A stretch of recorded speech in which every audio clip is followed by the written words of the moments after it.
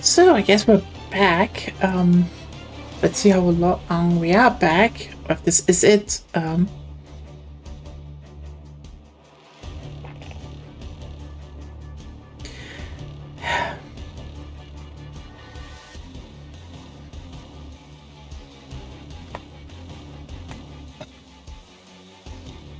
Well. Really just means, I guess, them to also switch modes. Yeah, I wanted to go in here.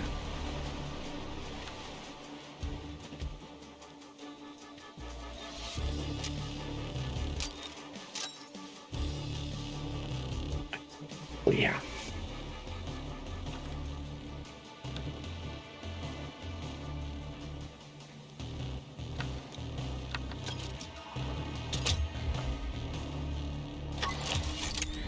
Well, I mean, I generally do not know how long this will hold again, but like it's I feel like our router is really just broken at this point to a degree. Yeah. It's over 10 years old. That shit is a weak ass router. What? What?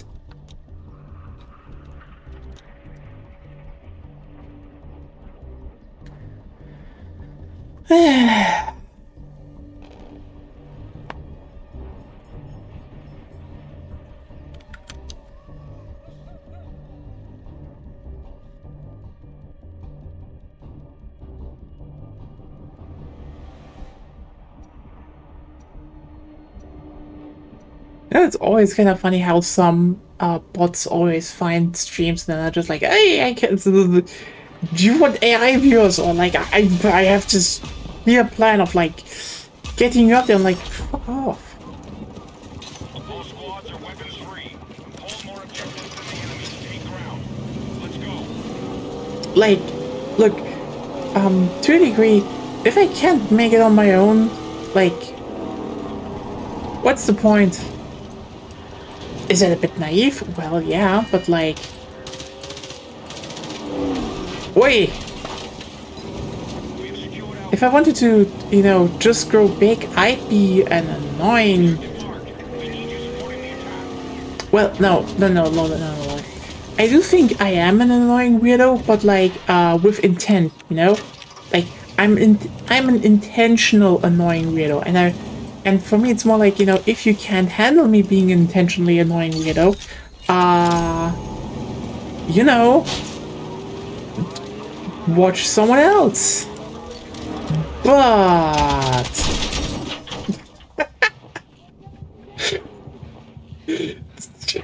Crash explosion by Master of Movies Girl. I love this game sometimes.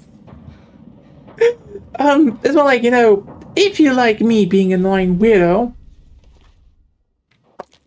you know what? That's on you. That's, you know, that's a good reason to watch me. No, like, I mean, I would probably be more a sleazy, pathetic weirdo with, like, you know, only playing the most popular games, only saying the most popular opinions, you know, never trying to, telling anyone like, no, you're wrong, fuck off. And also, crucially,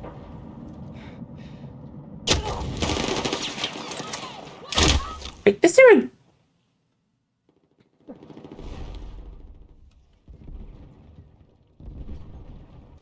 the actual fuck is... I mean, I banned them, so I should be out of the chat. But I don't know, is there something...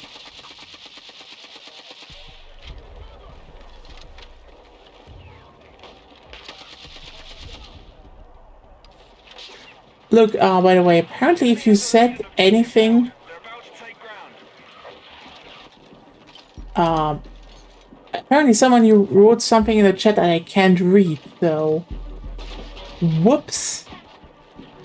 Which isn't shown to me in the chat, so let's see.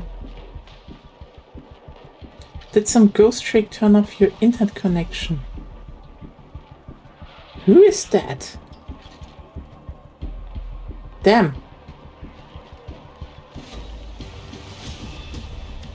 Be advised, we've lost ground to the enemy. They've taken objective Golf off the map. Oh, June! Yeah, look, sorry, this wasn't in the chat on my end.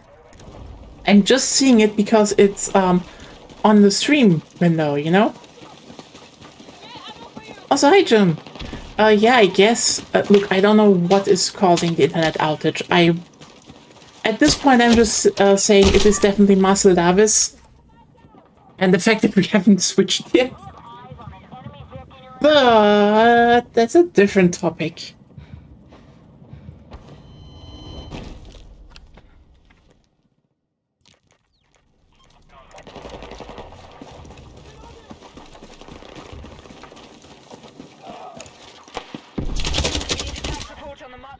But, yeah, no, he actually is. He switched, just, the departments internally. He's still working there. Yeah, like, generally, apparently, okay, so apparently after he just got flooded with, like, okay, unironically, this is what he said, like, he said he did get, while he did get some hate mail, he said, like, the overwhelming majority of stuff flooding, like, his physical mailbox at the company were, like, love letters and, marriage proposals.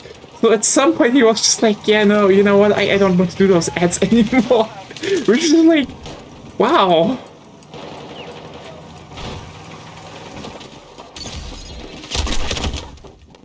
He's like, you know what? I don't know if we ever make if we ever like get to make, you know, money with like legendary people from modern European culture. Marcel Davis should be on there. Like, oh, but it's just a German thing. Yeah, you know what? If anything can represent the German German-speaking countries the best, it would be Marcel Davis. Alter, für Kundensfrieden bei 1 und 1.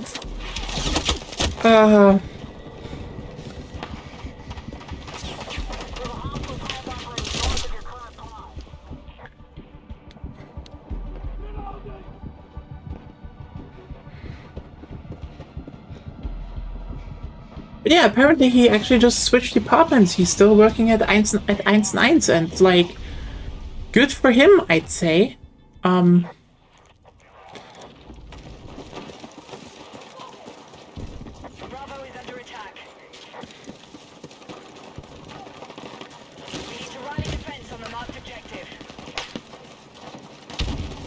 Like, usually when you, you know, become a meme,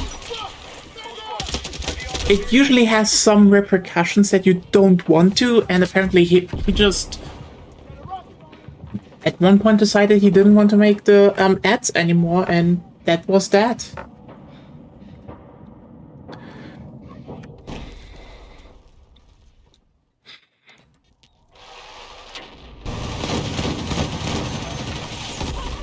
It's definitely a better ending than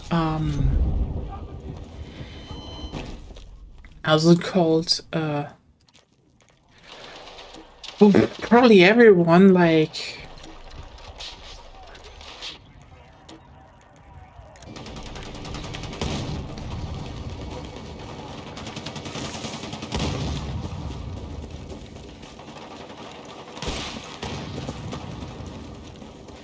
you know what? I'm trying to be like, okay, who became kind of like part of, you know, quote unquote internet / German internet meme symbolicism that, you know, did end well as, you know, good as Marcel Davis, and like no one really, like, I mean, I don't think we need to start with people like Drachenlord, who are infamous to begin with. Like, I mean, we also have, like, you know, the angry German kid, and interestingly, this is one of those everyone, like, the moment everyone learned what happened. They were like, oh, that sucked. And got really angry and like, yeah, maybe we should have known earlier.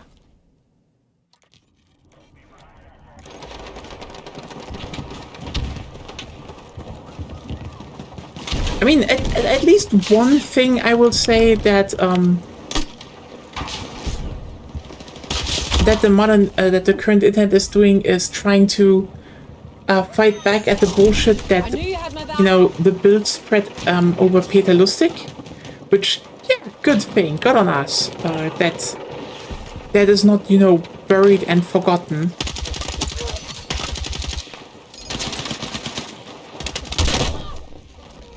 Some justice, but still.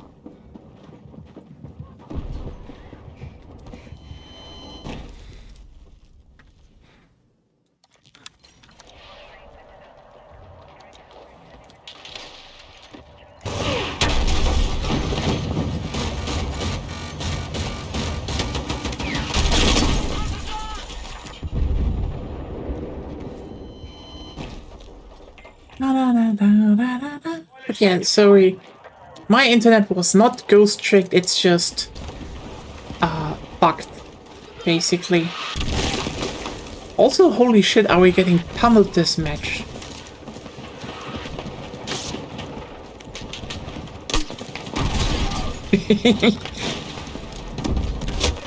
Sadly, that didn't kill it.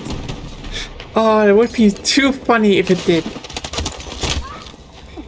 So if you're just wondering what I just did, it stood near, the tank basically stood on a mine of its own faction, and I shot a grenade at it. Which triggers the mine, which then makes it one of our team's mines and still damage the vehicle. So like, this is a big brain move if you don't have anti-vehicle stuff. Honestly, those are the funny parts why I like playing Battlefield. You have just like some very funny moves you can do. I'm not saying anything doing ghost trick streams because I'm not clever at hiding. You know what? Understandable. It's like if you can't hold back and stuff, it's fine. It's fine. Like,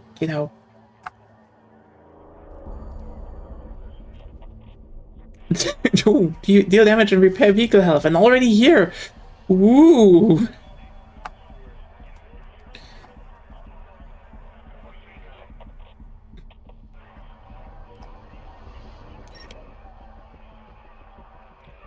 Yeah, I get you, I get you. Like, I mean, when everyone says like, oh hey, we have like 8 more chapters or so.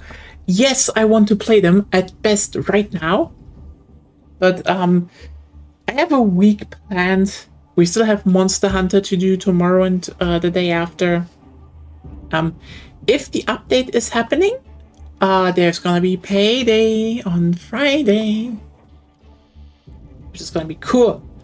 By the way, if you all are like, oh, why are you streaming Payday 2 on Friday? The answer is there's going to be a 64-bit engine update coming, supposedly on the 30th of July, so... More importantly, we can't play Wiki 3. We can't play Wiki 3, yes. That's a thing. That's the real reason. That's the real reason. Yeah. But, we can do Payday 2 on the other side. I just wanted to say, if you have Payday 2 and you're like, ooh, an engine update, but I don't want to download the game. It's so big. It's just like 23 gigabytes or so now, because they reduced the file size massively. You can just download it now and play. It's better now.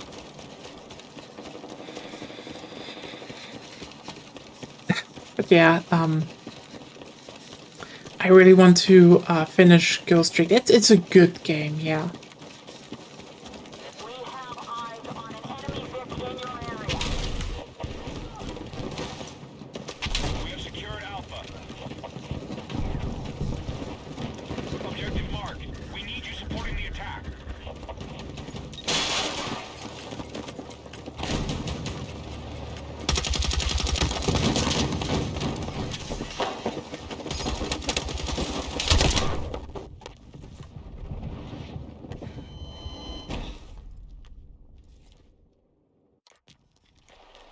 Oh well.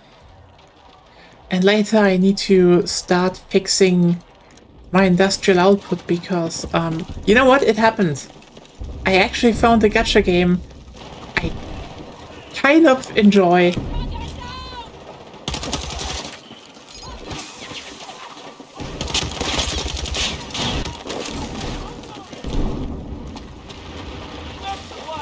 So now,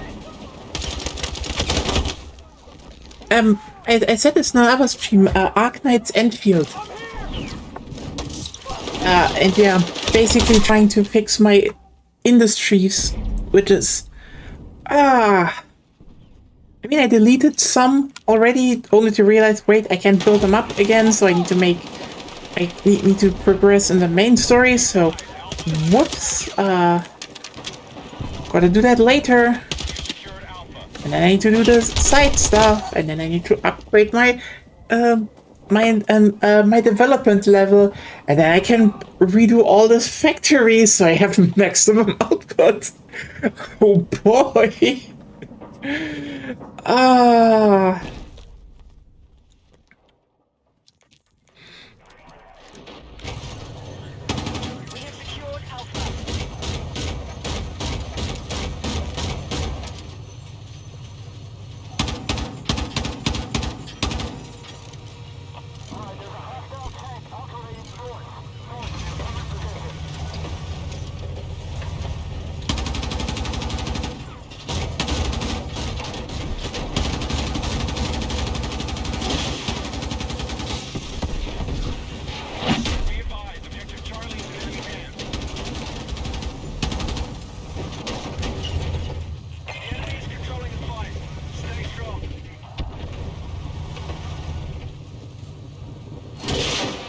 You know what? I'm just getting all the bots today.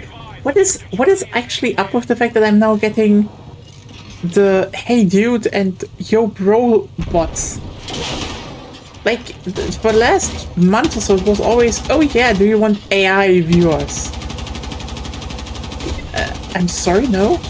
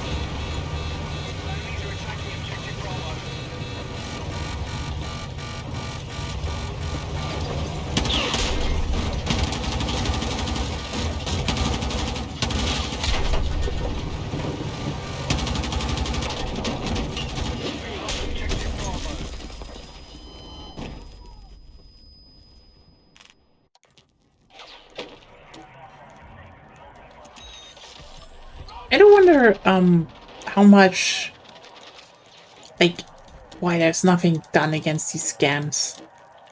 You know? I mean, to a degree, you really only need to send, look where these people are, and, sue them into the ground.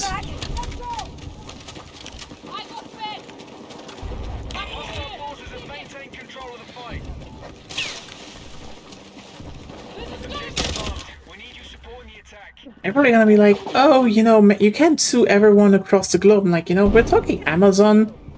Amazon basically has an orbital railgun.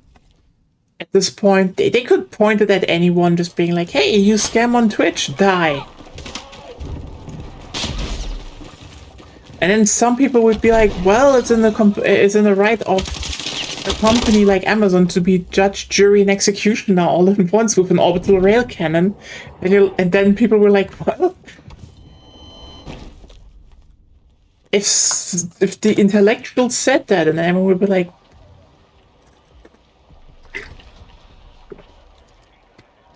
no, I answered that already. That it's Arknight's Enfield. I said that in another stream already. I don't like that. I really. What? And this. What? And this street. Okay. What do you want to say? I genuinely didn't hear you. This. And this. And this. Can you just type it out in Discord, maybe? That's like your pronunciation is so off. No. Attack support needed on the marked objective.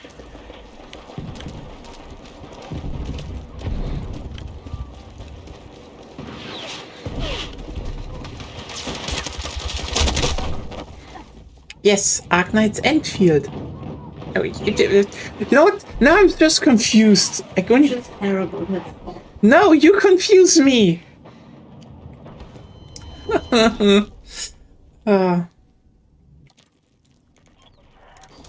Getting confused here, and I want to not be confused. Okay.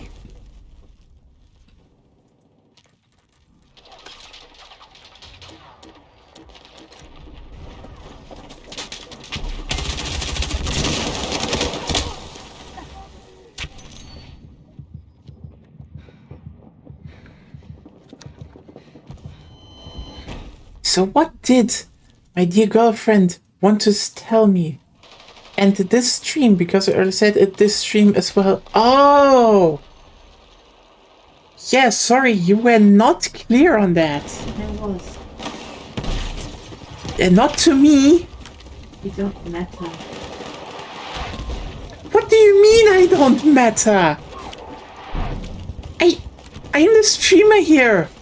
You want to communicate. Why do I not matter suddenly? It happens sometimes. Yeah. It's a good game. I like it.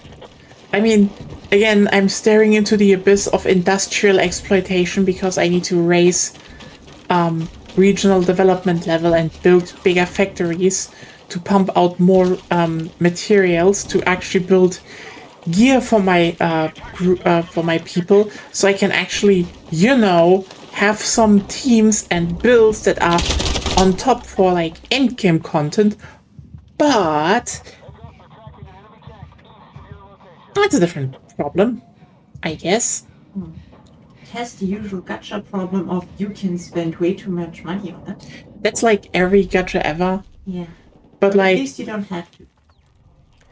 yeah, at least it's one of those where, you know, if you don't spend money, you don't get like shot in the head.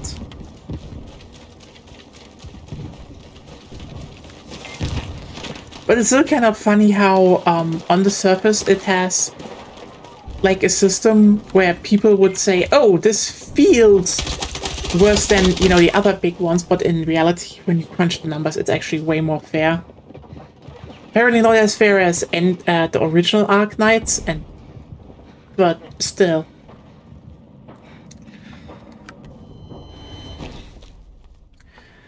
It's still one of the, it's still like, yeah. Also, they are currently basically working on the whole point of, you know, every character is viable in some point, in some form. Like, I think the quote-unquote least usable one from the last updates was Camille.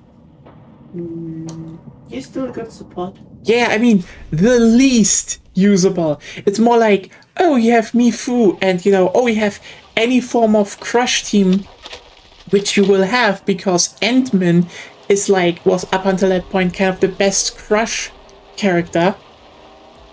And now it's just the second best one, but still very good. Oh boy, you just have her now. Oh, you built cryo teams, you can't pick arcane now. Shit like that. It's just, they're all good. Oh no, you got a bunch of weak ones. Oh wait, they're also all really good. It's kind of, it's kind of wild, you know, because like, when it got like, when it became a thing, some people I knew were like, hey, would you also play Genshin Impact? Because, you know, it has co-op and stuff. And I was like, okay. And I tried it. And boy, did that game suck. Because it was just meaningless shit. And if you actually pulled on any characters, they were also kind of just shit designed. And then people were like, oh, yeah, you know, you can't really use them. What do you mean I can't really use them?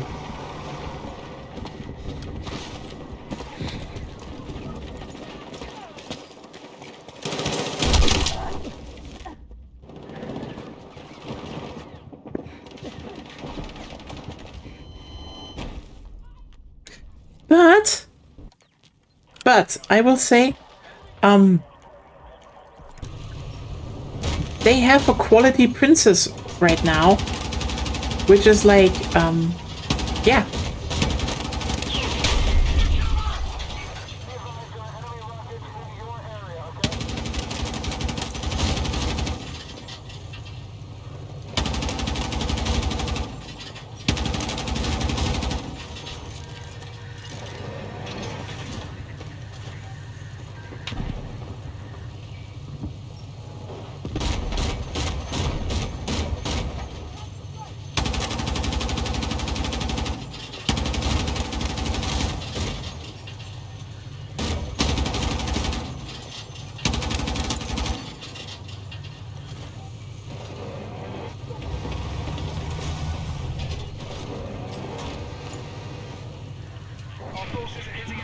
Like, kind of looking forward to her. I mean, also like her right now. She's cute. She's very cute. And again, good princess character.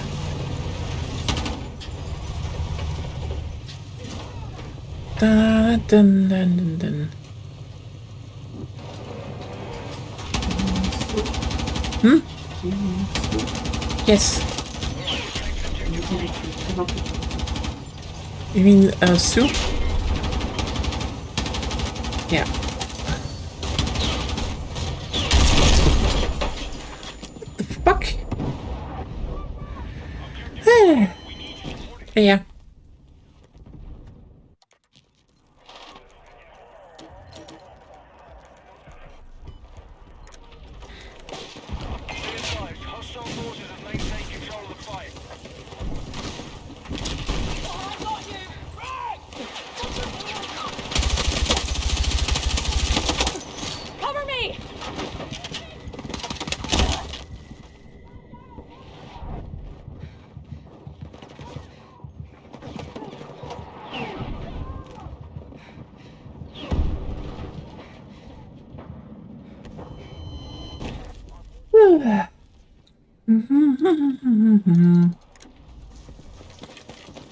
Yeah, probably, yeah, as I said before, I will probably never stream that.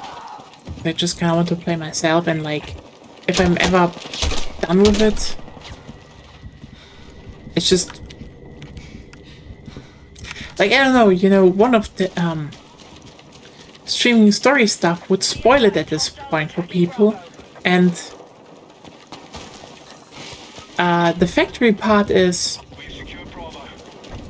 do people like watching to build factories? I don't know. Apparently. The enemy has secured more objectives. Let's rally and counter.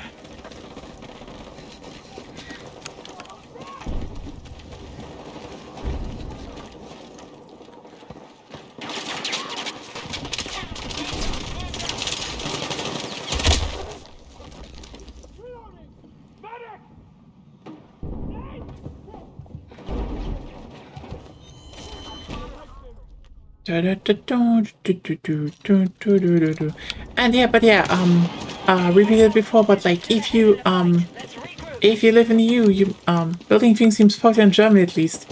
You know what? That is actually true. Except trains for some. Okay, we're almost building them, but that's a different topic. I mean, should I really drop the bomb into the should I really just throw into the ring that all the upgrades to the German railway network that they are doing right now are extremely important, completely correct to do. It is like absolutely viable, but in reality, we need a few billions more to just build more railways.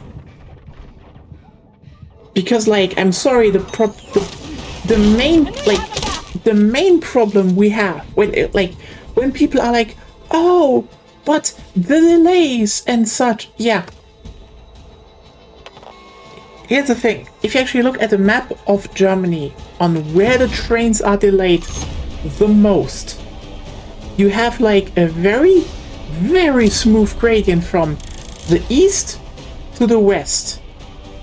As in, the further east you go, the less problems you have.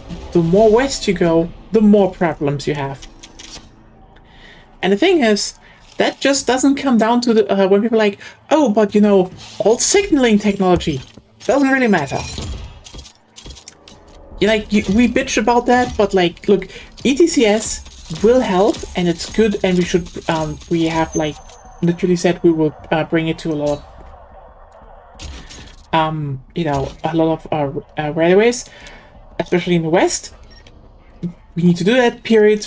Bada bing, bada boom. Let's just do that, okay? However, and this is a big thing, if we want to talk about delays, okay? I think the really important thing that is never touched upon is just the fact that, sorry, the main problem of delays isn't old signaling technology. Like, I'm sorry, most more modern signaling, aside from ETCS, is fine, and ETCS is not solving the problem on, the tracks where it actually is being meant to be used. And also, upgrading the bridges and make them more resilient, good thing, because again, they just kind of waited on most of them for too long. That is a fair thing to do. Let's just point out, for example, that in Hamburg, for example, I think they now replaced the how's it called? The Sternschanze, was it? Yeah, which is again over 100 years old. It's over 100 years old. You had like 2 bridges. It's like in the middle of like major central roads, etc. And now they're just like, okay, let's make a new. Like, we're putting in a new bridge with, which is just one bridge for all the tracks, no pillars in the middle, in the center anymore. It's just gonna be a better bridge. That's good. That's just period going to be good. And the fact that they are just doing a bunch of that stuff, from how's it called? Between Hamburg and Berlin, they also replaced bridges with that were over 100 years old. And some bridges are 100 years old and they work fine because they were already built to be, they kind of were built in a way that you probably couldn't replace them that easily. But maybe need to in the future, but that's a different topic. I mean, look, even in the USA, they are currently building the new bridge over the Potomac River, was it, I think. Because, the old one was built under Roosevelt. Teddy Roosevelt. That's just, that shit's old, basically. But yeah, Germany, what? Can I just tell you, I'm just going to flat out tell you what the main problem is. We don't have enough railway. I'm very sorry, but the main problem, and this is probably the one really, really icky thing that no one wants to talk about. Because every time we are going off, you know, oh, but what about the delays? Now, first of all, again, I will say the fact that the German network handles so much at once is impressive, and no other network in the world is doing that. But, okay, delays. Let's say after the, after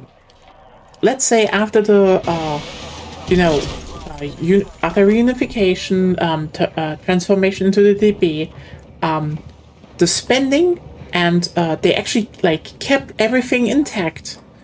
They put ETCS onto, basically all major tracks when it was available, and basically only built the expansions that we have right now.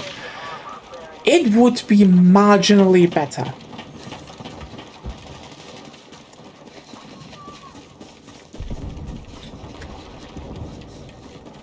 Like, genuinely, it would be marginally better, because, like, the problem of the German railway network is not that it's too old or that the signaling technology is just, too old. The problem is it's overloaded.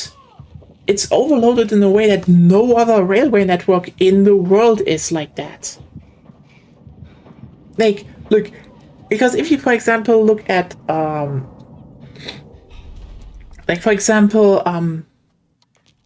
in the USA, if you can say most trains are slower or have to stop because the cargo railway companies that own the tracks fuck over everyone, and they are not passenger rail doesn't get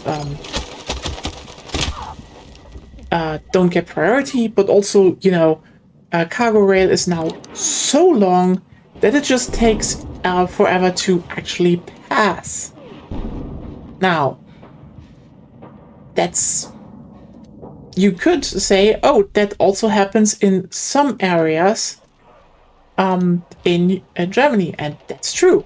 So let's say, oh, we built a lot of, on all the major railways, we built like, sidings, so the regional rail can stop and the high-speed rail can sweep by. Again, would make things better, it wouldn't solve it. Because, once more, our train tracks are completely overloaded. And I mean horribly, horribly, horribly overloaded. My best example is, for example, Hamburg to Hanover, 168% overload, growing. Because, turns out, aside from a few, investments like, Stuttgart 21, etc., which, by the way, actually helped because it, took actually a bunch of rail, a bunch of the stuff that would usually go through, through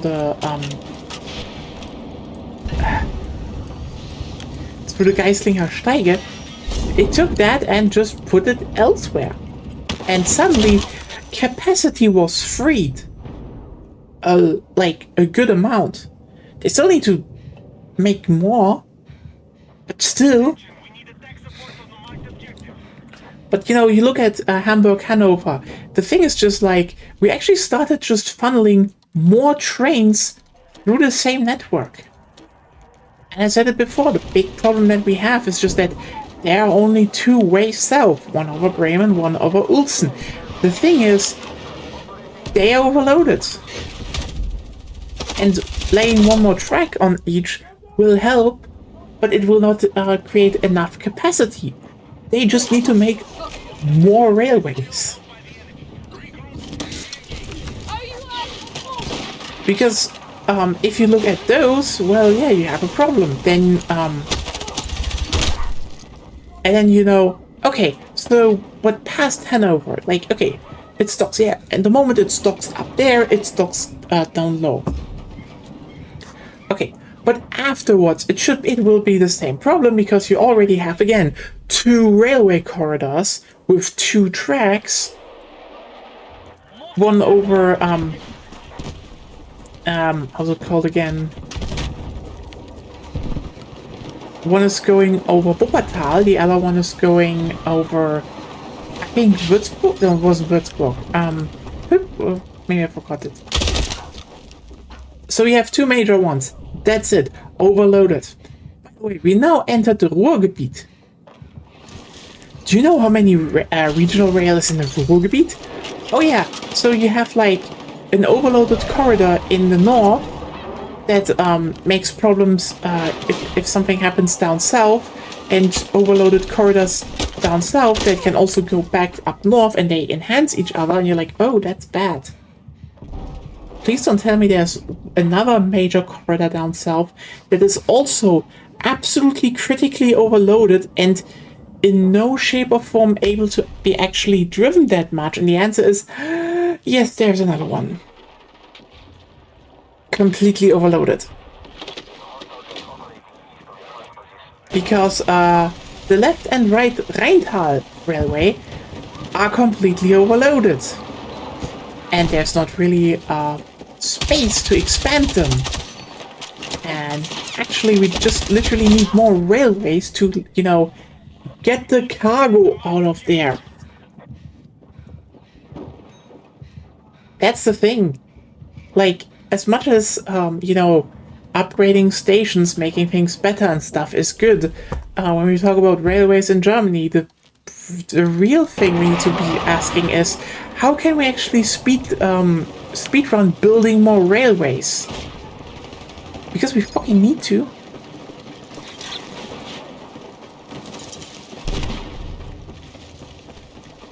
And then it's always like, oh, but why do other countries, you know, have more on-time trains? And the answer is, they have less trains. You know, aside from Switzerland, but Switzerland, like, okay, here's the thing. Switzerland switched to ETCS. So they have, like, a very precision-based way of, planning. Switzerland also has, like, again, one of the densest railway networks in the world. They also just know how much they can run and tightly control that. Like, and that's a crucial thing here, by the way. Aside from the, you know, aside from the Gotthard, you know, the important cargo lines that they know go through Switzerland, they kind of didn't need to expand shit because they know how much capacity they have. Also, by the way, one reason why the Swiss also like using double-decker trains so much, because double-decker trains allow you to have just more capacity with less trains. Ooh.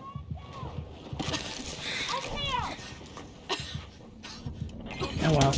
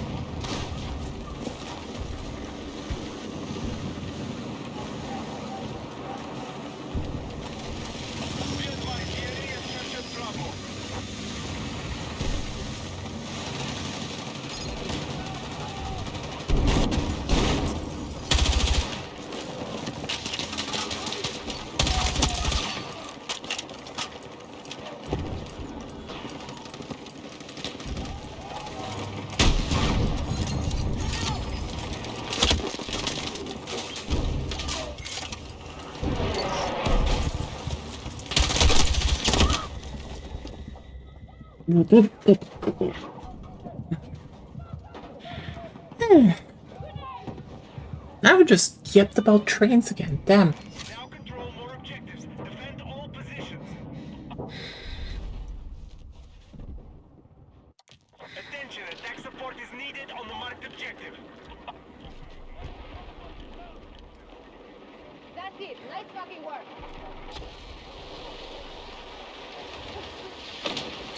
Yeah, I mean, that's kind of the irony about the whole railway debates in Germany. It's like, oh, how can we fix our delays? The answer is like, there are two answers, and one, both are probably equally unpopular. Like, one is too unpopular, and one is just like unpopular with the people that have the money. It's like, we either build more railways, and you know, again, at best, ball gag the NIMBYs, and then just build the fucking thing, you know, as fast as possible and as cheap as possible. You know, not that it's cheap, but like, you know, just build the damn thing with ETCS and everything and just have it done. Or we reduce the volume of trains. And at that point, Alright, we now control Bravo.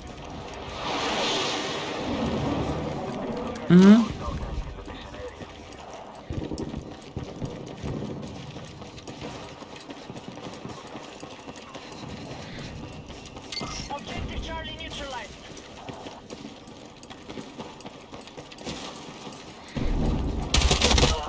Homeland advantage is still held by the enemy. Regroup and re-engage. We are in the lead.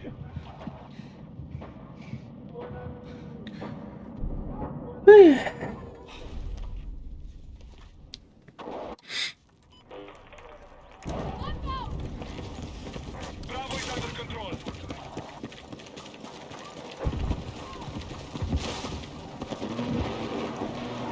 We need to defend the marked objective.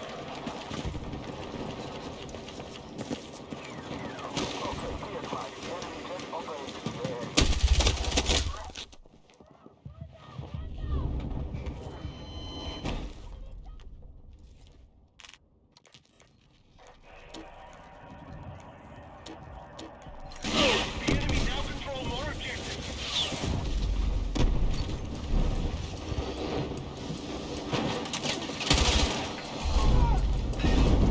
Be advised, enemies are attacking Bravo. what's going on with the explosions today?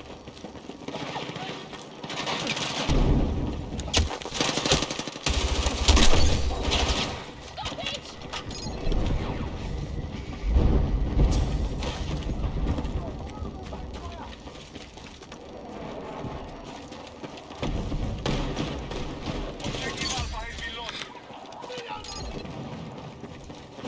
Our troops have secured more objectives.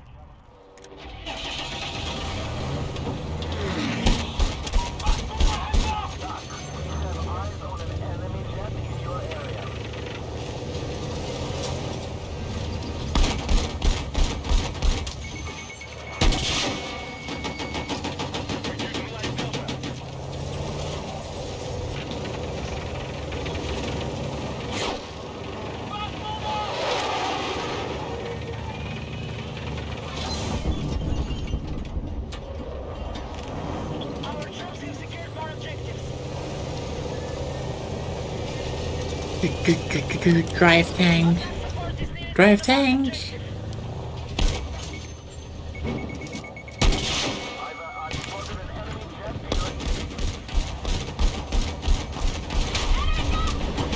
Right, objective Alpha is under control.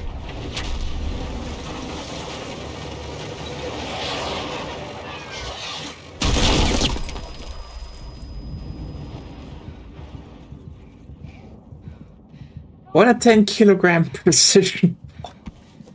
Well, I guess I deserved that.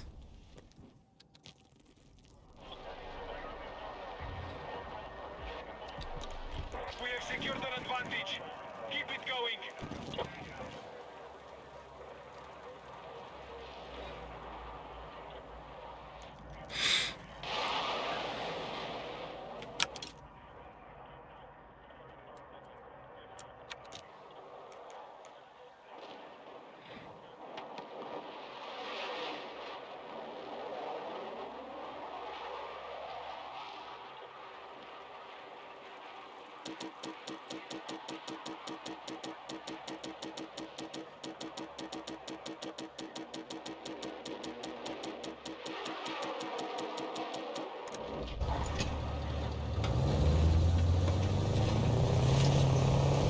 Our troops have secured Alpha.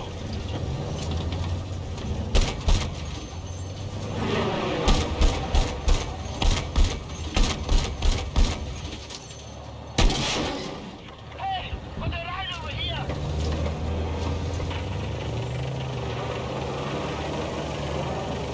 Tank. I like tanks.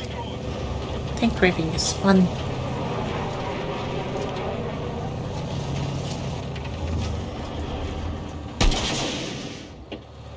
We need defensive support on the marked objective.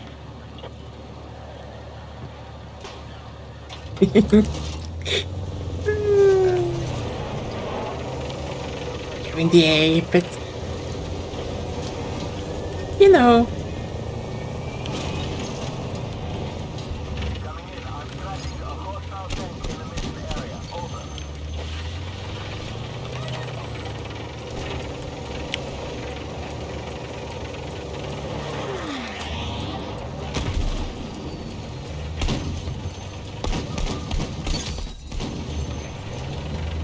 Our troops are attacking Charlie. Objective Bravo has been secured.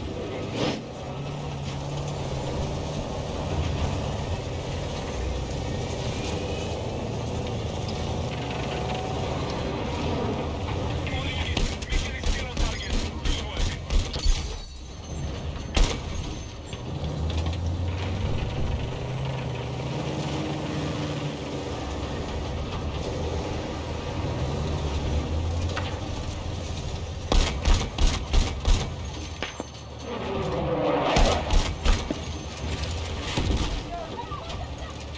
We now control Bravo.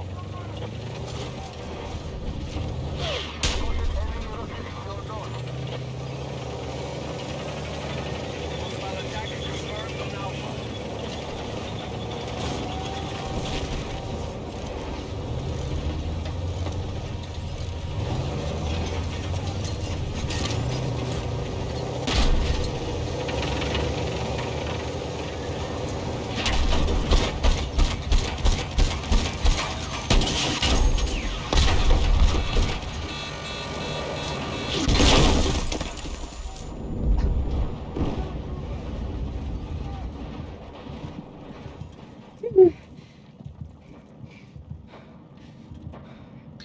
God damn it was leaning in an Abrams tank.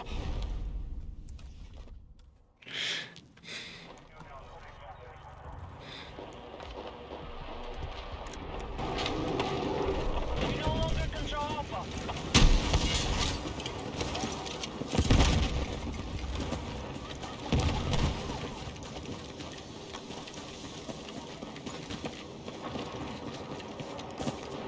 Move to attack the marked objective.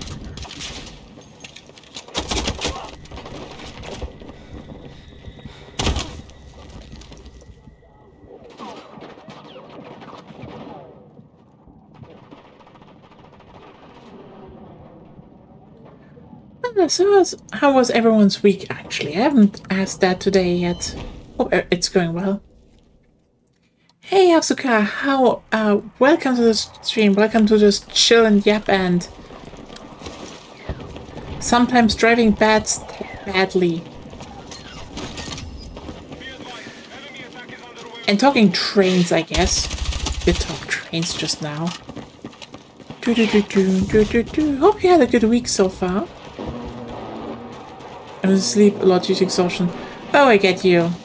I kind of wish I got more sleep, but I'm fixing that because like, tomorrow I finally have my goddamn doctor's visit because I have like just breathing problems for a long time now, and apparently my nose has been inflamed, and I have some spray against that, and it helps, but it doesn't remove it. So tomorrow will hopefully be the final, like, okay, how do we progress from here? What would be a good thing to do? And hopefully we find something out.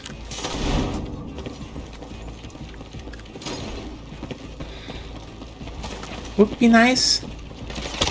I don't know if I get, if I can enjoy the fun of needing to maybe get antibiotics or something, but that's a different topic.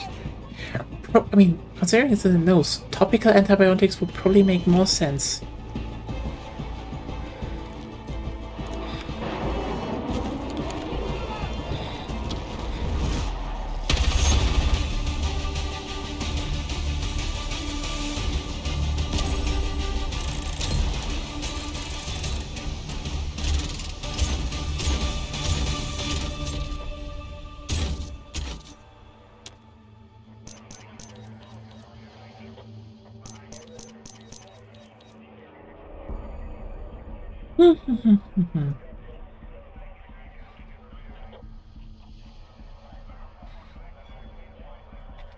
I have bad squats. Oh, destroy vehicles. Apparently no one did this. Cool. I hope it's not bad. It's fine. If you need look, I don't know what it is. Things like last month or so, beginning last month, I was actually I was there. You know, he looked in my nose and was like, "That's swollen." First try something just against the swelling, and the swelling never went fully away. Had also some how's it called? We had a bit of I had like an allergy test. Turns out I have no allergies. Hooray! No allergies. So nothing from there, but it's just, you know, I don't know if it's antibiotics or anything else. It's just I just want to breathe again normally. That's more my point. And I can do that now, roughly with like what is it again? I think cortisol? Could be. That's doing the job, but tank.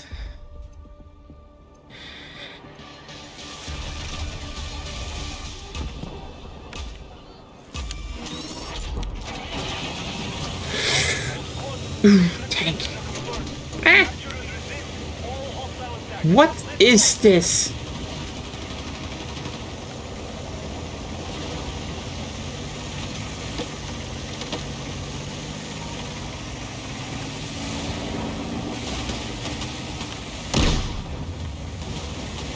Yeah, I don't know what it is. But you'll probably know tomorrow evening we will likely play Monster Hunter again. So I can tell you that everyone then how it went, if I needed some small surgery or not.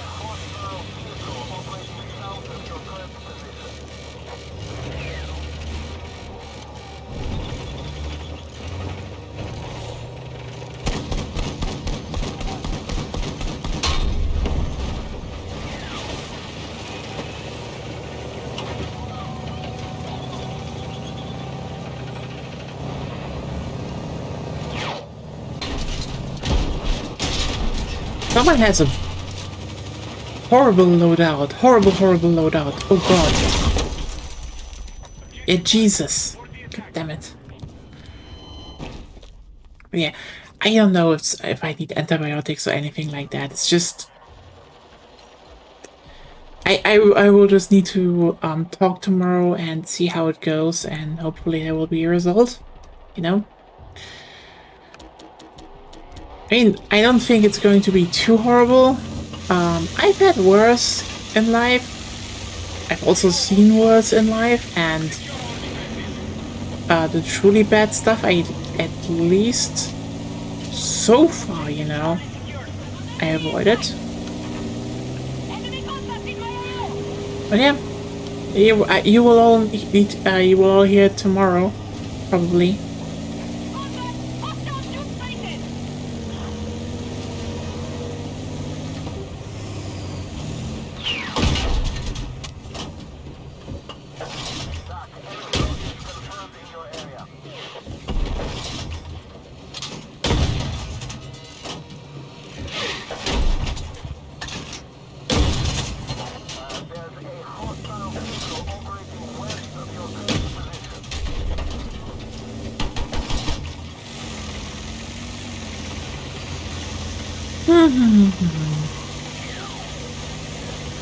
You know what? I'm just glad I don't need to do a dumb ruby farm tomorrow. This was probably like one of the worst decisions we've done in Portable Third so far. Just because, oh boy, that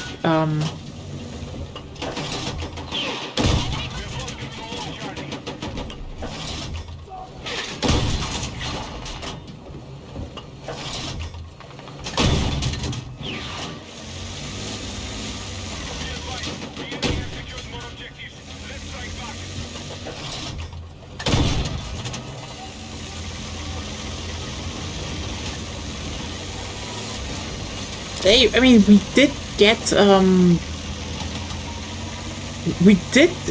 the Reckless Ruby at some point, so who can truly say if it was a bad decision to spend, I think, like a whole week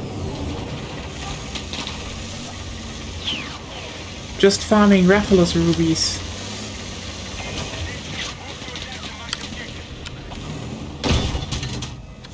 He who has not idiotically farmed a whole ass Rathalos Ruby, throw the first stone. Yes.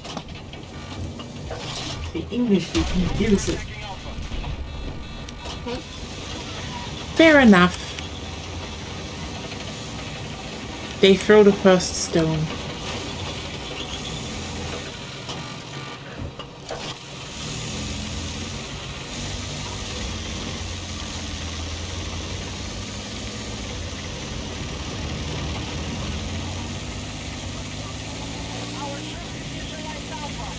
Dun, dun, dun, dun, dun, dun, dun.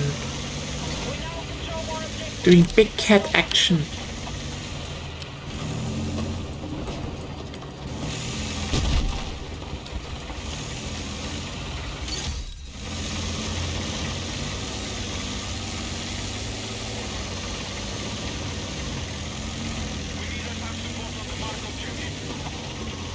I don't know if we ever see a rework of this map.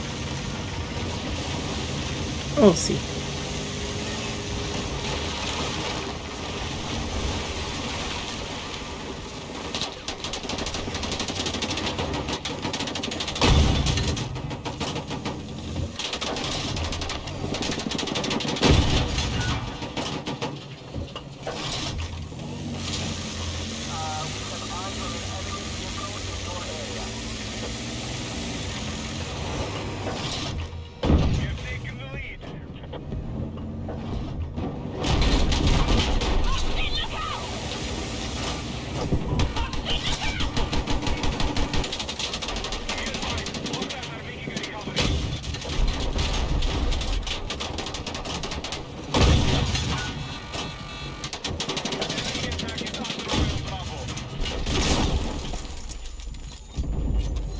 What? Maybe it's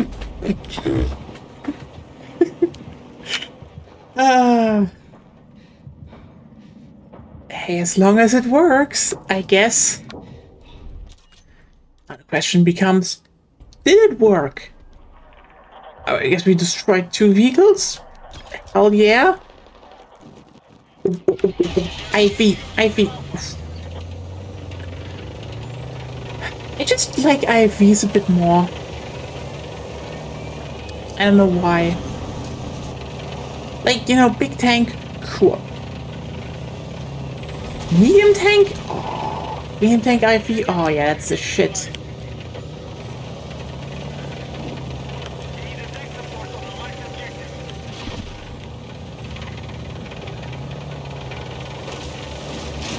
I kinda hate the fact that, you know, if I'd play more War Thunder, I'd probably come up to the part in the tech tree that I am right now, where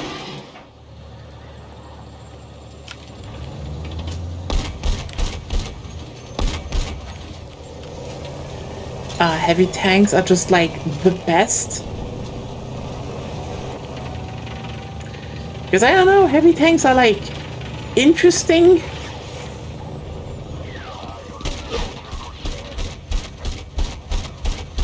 But that's it. Medium tanks are just like, which nation are you playing? You mean in this game or in War Thunder?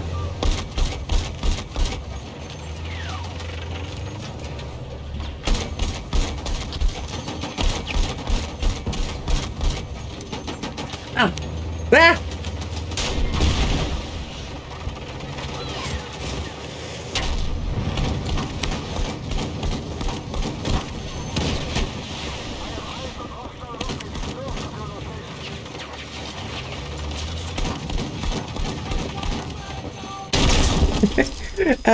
Germany.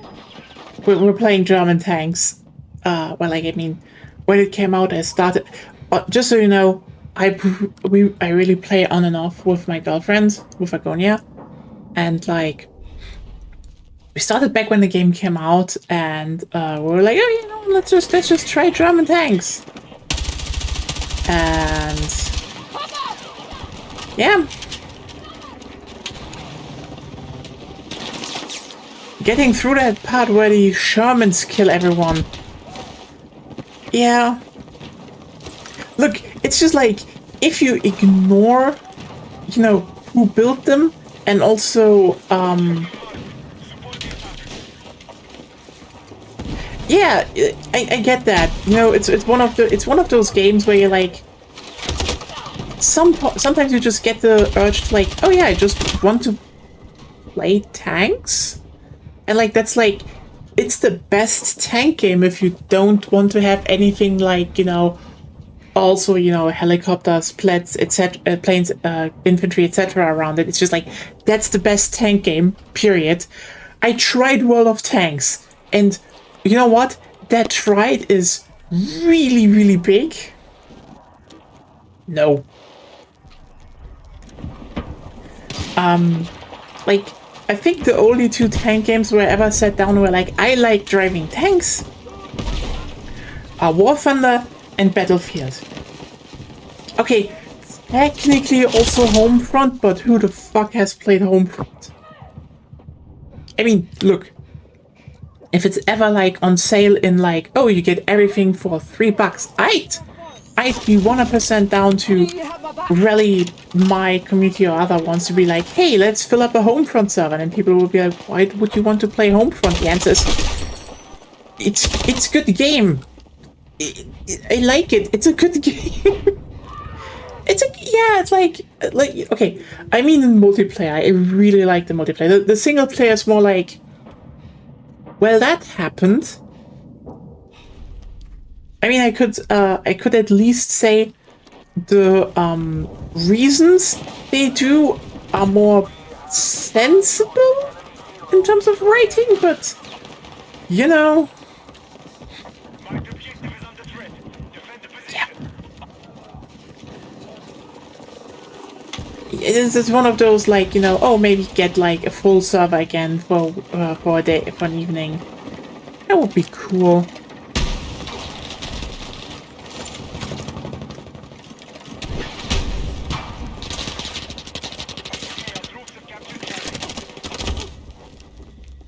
But yeah, no, back then we started with German tanks because we were like, oh, which one do we want to play? Do we want to play do we want to play British tanks? No. Do we want to play American tanks? Nah, nah. Like, and then it's like, I guess we start with Germans, and then it's like, yeah, you know what? German tanks and War Thunder, you know, again, as long as you ignore who built them and also, you know, all the other historical stuff about them, they're really fun to play because, you know, I mean, okay, look, the Panzerfaust, the Dirty was just a good tank and it's fun to play, period.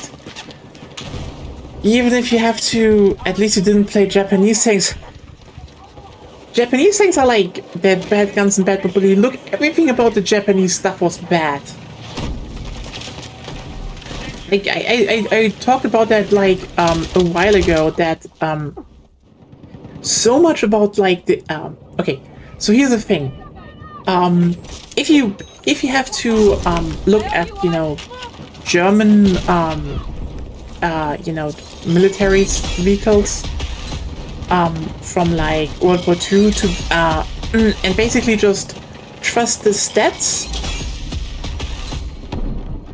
so they, you know, work in a multiplayer game. Yeah, okay, it's just like ignoring stuff like I just had to do the 300 hours. Right. I get you. It's like a thing, you know. But Japanese stuff was just, holy shit, was it bad. And like the best they had were their boats, and even those were bad. I talked about that on another stream, that, you know, the main thing that brought Japanese boats down was just, you know, aside from logistics, their anti-air sucked. And like, horribly. Not in the, was it weak? It was in the, it just didn't have the range crap. Like, American documents were just like, yeah, we don't even need to like worry about them. They can't reach us. It's just like, holy shit. That's bad.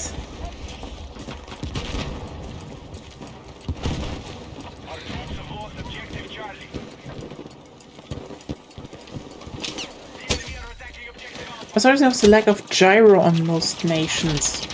The when you got early Shermans with it. Well, okay. Look, the thing about the US in World War II, okay? It's just like, it's not that, you know, the technology was maybe not known to people also. Yes, Adonia, I will do it in a second, okay? You don't need to do the summoning sign. It's just that, okay, look, it really depends on which nation we talk about here. Because, like, the US just kind of played Cold War during World War II, period. Like, that is basically the best thing you can say about them.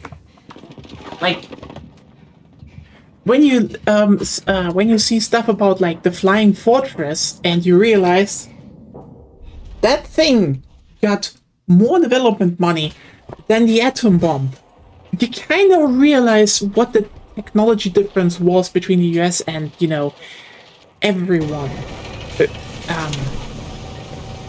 They were basically bringing, you know, early Cold War stuff into World War II. German planes were just not that good. And basically, everyone's planes were not that good. And, like, even then, it kind of came down to, like, again, a mixture of, like, imperialists, or mainly fascist ideology and mindset, and supply shortages. Like, for example, the Japanese just didn't do a lot of things because they were just like, you know,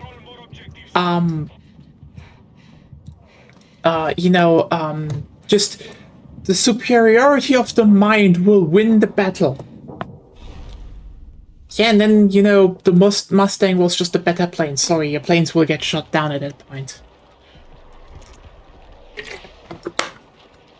Whoops, sorry, your anti-air can't reach American planes well. Your big battleship will now get bombed to smithereens.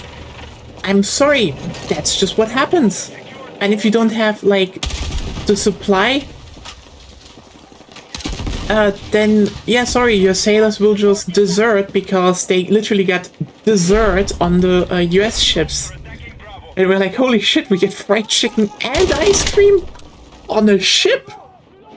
Like, yep, that's just what happens. Meanwhile, you know, the Brits who had kind of a similar thing with tanks to a degree. Like, you need to keep in mind, the British, like, I think the biggest difference was just like, how nations approach tank design. Like, for example, the French and the British basically went down the road of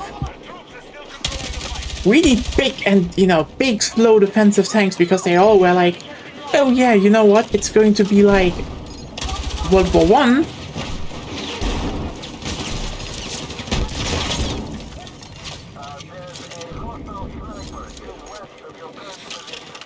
You know, it's going to be like World War One, and the tank has to advance with the infantry. Also, you know, take a beating. So they kind of made very big, very heavy tanks that just kind of were, in a lot of ways, irrelevant the moment it didn't really come to like a full frontal assault. By the way, I just want to point out, if you're thinking, well, yeah, the Germans had the superior tactic, not really. Like, actually, the German High Command really thought they would at least face 1 or 2 years of trench warfare adjacent stuff on the Western Front. The thing is just, and that's a big thing here, stormtroopers. Like, I think that is one of those things that no one really learned from World War One. Stormtroopers were just much, much, much, much more effective than tanks. So when, you know, this is why, you know, the Panzer 1 and 2, aside from, you know, being, you know, made with, being made under restrictions, everyone just kind of was like, wait a second, our main backline on the front will be stormtroopers.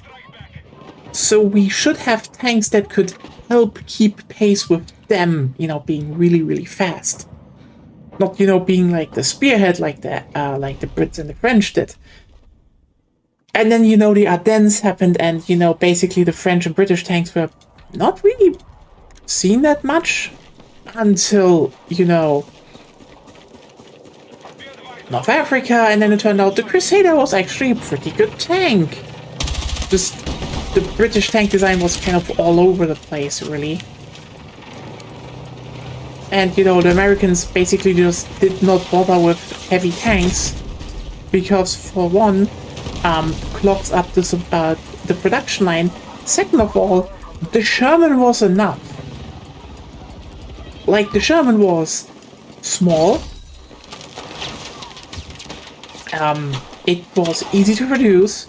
It was really, like, actually pretty well armored for its size. You could just slap a bigger gun on it.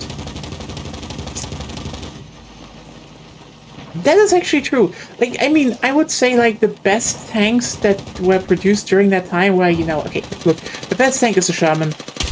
I don't think we need to argue about the fact that the M4 Sherman is just, like, the best tank of World War II. Period. It just kind of is. And especially, you know, due to the fact that the Americans just realized very early they had to ship a lot of tanks across, you know, the Pacific and Atlantic, and maybe need a tank they could also use during beach landings, so M4 Sherman. But yeah, the Panzer III and IV, those were good tanks. Just like, yeah, they could have been refined, but the problem was afterwards their basic idea was like, oh no, we can't punch through the Soviet tanks, and instead of, you know, looking at the, you know, American idea of let's just put bigger gun on, you know, slightly better version of the tank, they went with let's make bigger tank, and then, you know, you got the Panther. And I mean, look, the Panther is really good on paper.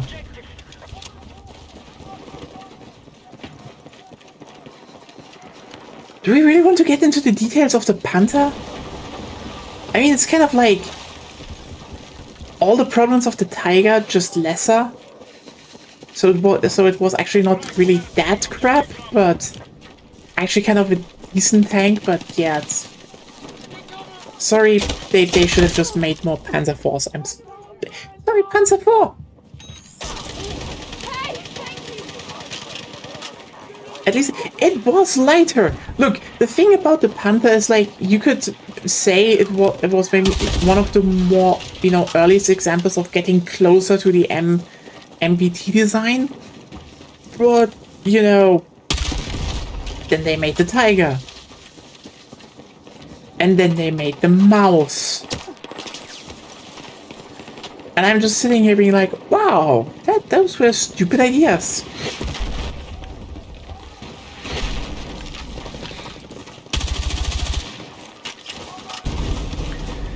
Yeah, the thing with the Panther is like, on paper, it is actually a straight up better Panzer IV. I will give it that. Whenever a good idea to begin with. You know, the irony about this is just like that they were just misdesigned a lot of times. But like, I mean, this is where I will always say, this is the whole thing about how fascism works, because like, look, after the war was over, everyone kind of pinned every bad decision on Hitler because, you know, they just wanted to have the clean West. It is like one of those things that people just don't realize, being like, oh, he made the bad decisions. No, no, no, no, no. A lot of people made bad decisions for, like, reasons that repeat nowadays. Like, for example, when they say, like, oh, we need a new tank to punch through, you know, to punch through the Soviet tanks. Well, you could actually, you know, all the companies were like, we need to basically make a design that looks plausible enough to make, but also just promise the fuck out of it. Like, that's what happened, you know? Like, I think the Panther, to a degree, even came away with it relatively unscathed, because let's just be real here.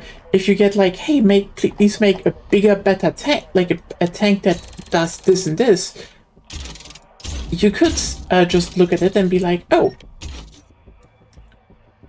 what if we, for example, make, you know, you could be like, oh, what if we just like take the Panzer IV, put a bigger weapon on it, or better weapon, and modify it to just be a bit more better armed. That would be probably one of the best decisions you could make. The thing is just, that does not guarantee you the money or the contract. So you just so you just go and propose a bigger tank. Because they like bigger tanks. And then you just suddenly realize, yeah, that's how those happened. Like, everyone is just like, oh, look, they wanted this and this. No, no, no, no, no. The main thing how those happened is just, I mean, it does happen nowadays. This is quite literally how, you know, the line happened. It's just, and like, this is also one of those reasons why, you know, over the decades, over the last century, it turns out that kind of the best military stuff came out of the US, just because they had like usually a better progress to vet their machinery. Didn't help during Vietnam, but yeah. But you know, after Vietnam, they actually, you know, changed that for obvious reasons.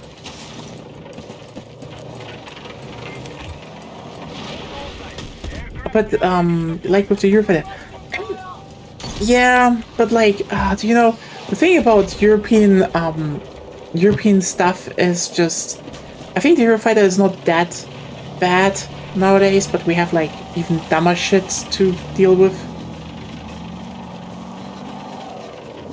Yeah, true. But like, I mean, more in the sense of, when if when the US vets a new weapon, for example, they usually will get kind of the best because they actually have like solid trials now. Or if they like actually buy a tank, they kind of get the best for what they have. Like the Abrams is just kind of the correct tank for the USA, not really for the rest of the world, because if you don't have a military that relies on jet fuel, you don't really need an Abrams. If you want something based on diesel, well, you buy fucking Leopard 2. Yeah, that's what I... Okay, but that's one of those things where I will keep saying the French just... The French just have like their own bullshit going on, Like the whole recent project where they kept bitching like who should build which tank. Like, oh yeah, can German and French companies cooperate on a tank design? And the one thing that it's just like, sorry, no, those will not cooperate in a lot of ways. There's too much just personal pride on the line. Like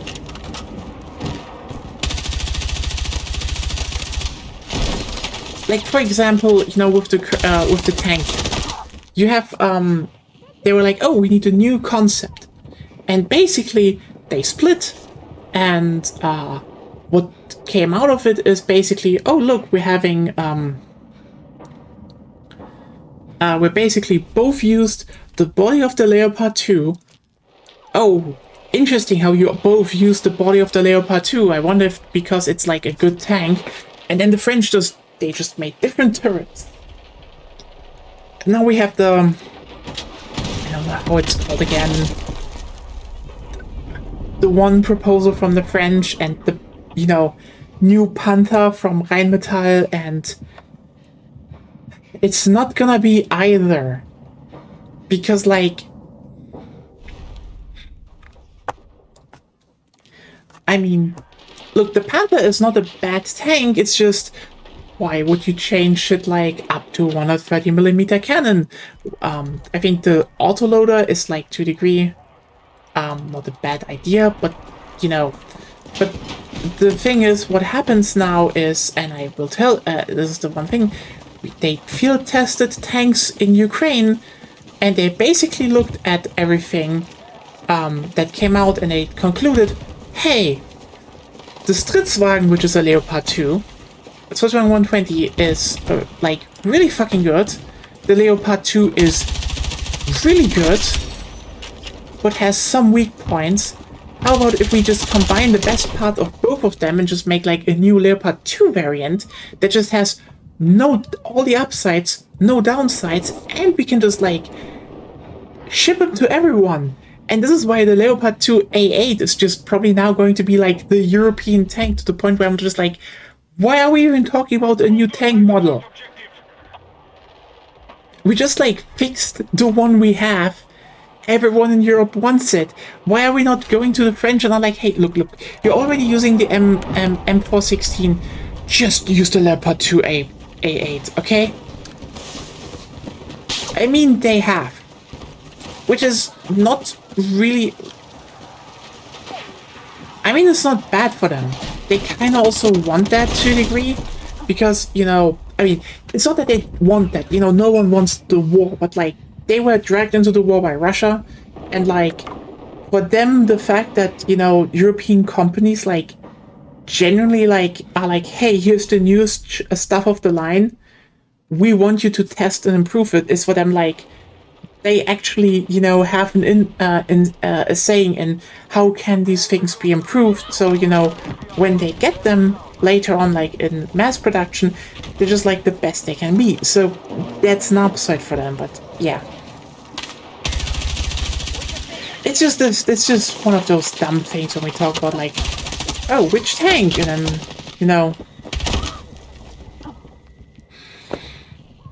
and now the plane thing is also like, oh, Airbus and Rafale couldn't, like, actually decide on a design. And then the French were like, oh, hey, can we please add to the fact that it has to be able to carry nuclear weapons? And I just sit there being like, oh my god, you're just playing Empire again, aren't you? Just stop.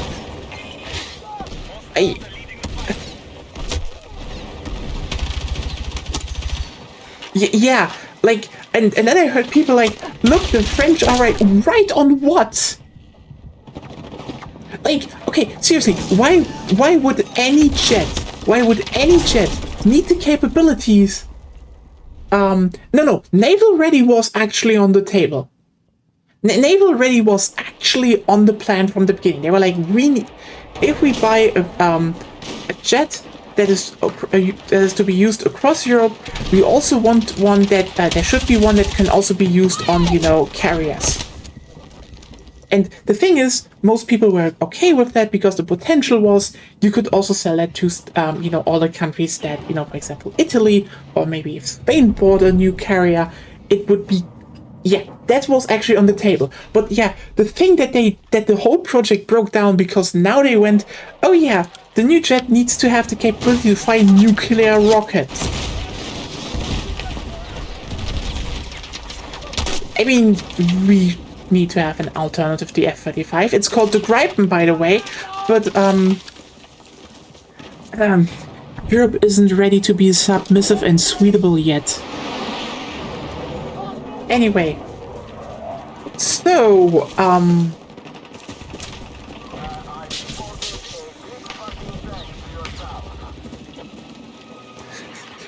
yeah, they don't want to be submissive and sweetable. Not yet, at least. They still try to hold on to Rafale, and Rafale is currently like, please don't look at India and Pakistan, please don't. And I'm like, Rafale, what the fuck? I mean, true. I think one of the big reasons they split was, ironically, not Ukraine and stuff, but because look, what the French demanded is stupid. Like, no one will be deterred by the fact that a jet can carry, like, a nuclear missile. That's not the job of jets. No one will ever use jets for that. It's a stupid thing. It's just saying, look, it's to a degree just saying, look what we can do with jets. And also, obviously, every other country in the project would just drop out because they're like, are you stupid? We don't want that. The thing is, Rafale is just kind of in a, how should I put it? They're in a slight bit of a PR disaster. And I think a lot of people have not fixed-wing jet design. Yep, that's that. I'm sorry. Look, Europe coming together and saying, hey, we need a new jet that can compete with the F-35 that is maybe domestically produced and also, can be just, shared between nations. Good. The French going, well, we want nuclear rockets on it, to basically tank the design outright because, and this is a big thing, by the way. As much as everyone... Okay, here's the thing about European politics that is kind of important to understand, which is why I'm like, this proposal was not only made to like, as you said, is basically a dick swinging contest. It's also just torpedoing a thing. Because, like, while the general sentiment in Europe is, yes, having some nuclear missiles as deterrents is probably, in light of, rising imperialism, kind of an important thing to have for the continent. Everyone is kind of happy with the fact that they're in France and England, as long as, England doesn't decide to just go full deep throat onto the USA, I guess, which they might be doing now because there was like a whole thing in the UN where now I guess the USA is beefing with France now because France called them a dictatorship akin to North Korea over a certain vote in the... you know what, fuck it. They did with Palantir. Yep, I know. Anyway, the thing is just like... Yeah, I saw that. I saw that. It's just really stupid. Like, the thing is, generally saying, hey, having like some countries with carriers is smarter than, everyone needs to have a carrier. Like, there's kind of a talk about like maybe, hey, every country should like operate one super carrier, so we kind of have like a small carrier fleet overall. If we ever need those, that's a different topic. But okay, back to the missiles. Everyone is kind of happy that France and England has them. And while generally people agree maybe that Arsenal should be modernized to a degree in current times, no one really wants to have, nuclear weapons.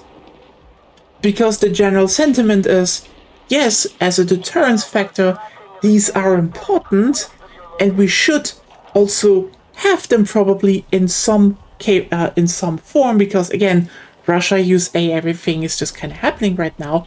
But on the other hand, no one wants to fucking use nuclear weaponry, especially not, on jets.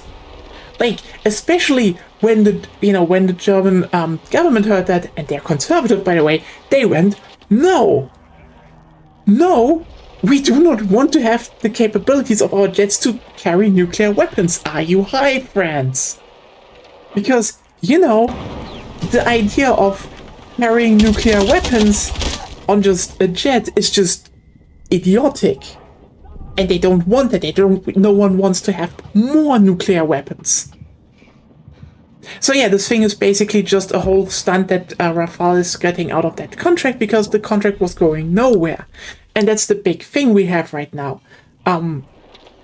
Maybe that that concept is being catched up again with Airbus and Saab.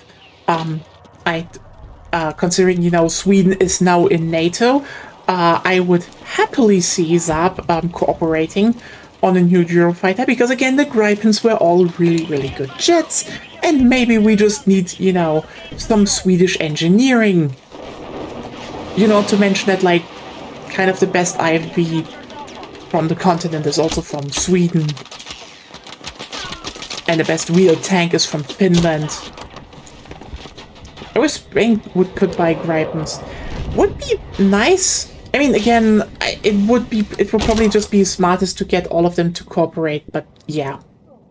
Anyway, the thing is, Rafale is just kind of in a very, very big PR disaster. And again, I don't think people know that. Because, see, currently also going on is the whole conflict between India and Pakistan. It just happens all the time. Okay? And it's kind of glad that it has not, expanded more. But one of the key things you need to keep in mind is that, India recently actually bought a bunch of Rafales. Okay? Like, that's a big thing you need to keep in mind. They ditched Russian jets and they bought French ones.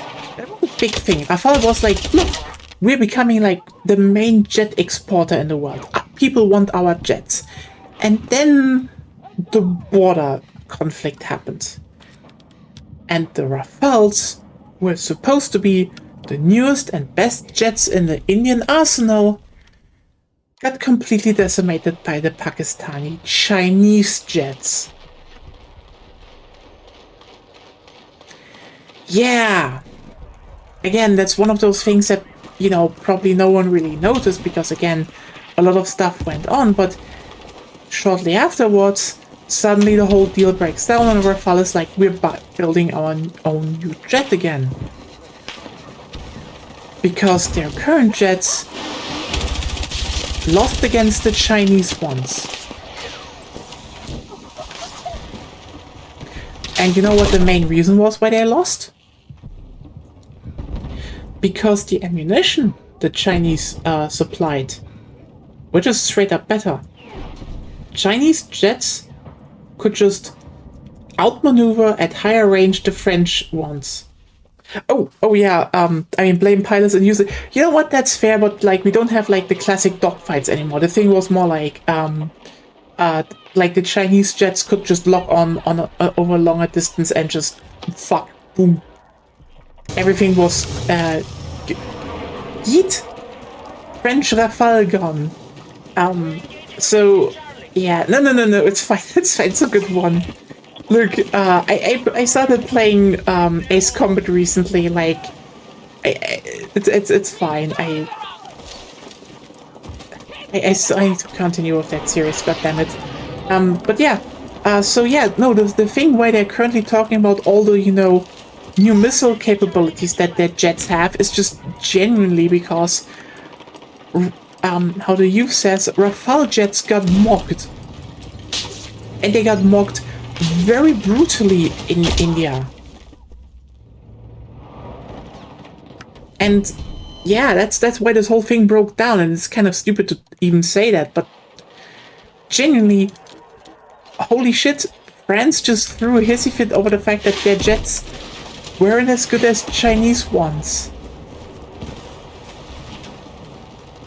And now they just want to be like, oh, look, we can make good jets, and like...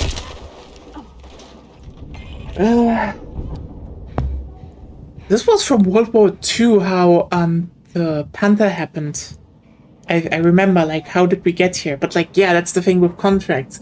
To a degree, companies do want to have this is why, by the way, why a lot of like a lot of new contracts nowadays come with like so many strings attached, and also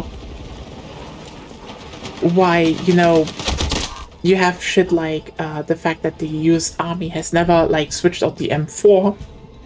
But the problem is upgrading the M4 is very cheap and easy, and then the M4 is like actually still a really good gun, and all the new guns would need to massively outperform the M4 to actually say, oh, this justifies switching off from the M4. Meanwhile, this is why Europe is upgrading, because all of our guns are basically insular. They get outdated, and then, Norway bought a bunch of HK416s, then France, in an interesting, unique move, bought also, replaced all of their FAMAS with M416s, because, they were already cheaper thanks to Norway, and then, nowadays, now Germany bought them because, why wouldn't you? All the parts are basically, again, that's the thing with supply lines, all of the guns are just basically used across Europe nowadays, and there's enough, spare parts compared to what they had before, and yada yada yada. We just end up, this is why Europe just uses the HK416 now. Bullpup 3-round burst. I mean, it's kind of interesting considering that's like the first wall fallen, considering France just uses a German gun now. It's just a German gun. But then again, meanwhile the US Army is like, oh yeah, we're not going to switch off the M4 because after the XM8 stuff happened. Isn't Europe a beautiful concept? Yeah. And by the way, if you're from Europe, you can vote on birds on our money now. I posted on Blue Sky, but birds on money, it's very important. Yes! Important. Birds. Birds over stupid old people. I mean, okay, stupid. As I said earlier on the stream, this is probably like the best selection of, Europeans that they could have made. And, ooh. The bot on chat control. Yeah, that would be lovely. But that's just its own shit show, honestly. Yeah, we should be able to do that, honestly. Considering that, this is like highly contentious even in the fucking parliament because they kind of used a special rule that people also just got pissed off and, well... Anyway, but yeah, you know what, at least birds. And I'm so glad that, 2 to 3 years ago, a bunch of idiot Germans got that one rolling. No, seriously, one German YouTuber might have been responsible for pushing the fucking birds through. It's kind of hilarious.